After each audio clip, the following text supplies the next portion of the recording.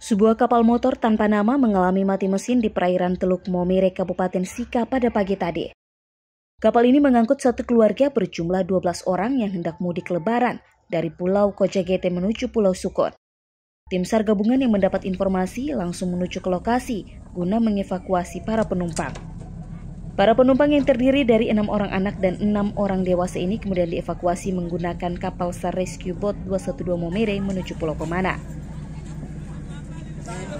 Kami bersama Angkatan Laut Maumere, Polair Maumere, mengevakuasi salah satu kapal dengan GT3 dari Kojadoi menuju Pulau Sukun, di mana kapal tersebut berangkat pada jam 5 pagi dan ketika jam 8 pagi kapal tersebut mengalami trouble engine.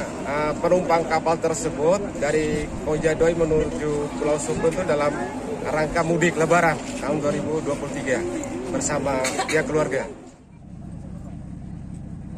Kapal yang mengalami mati mesin ini kemudian ditarik para nelayan menuju Pulau Pemana untuk diperbaiki. Tim SAR berharap warga selalu mengecek kelayakan dan kesiapan kapal sebelum beroperasi di lautan. Citus Natun, Kompas TV, Sika, Nusa Tenggara Timur.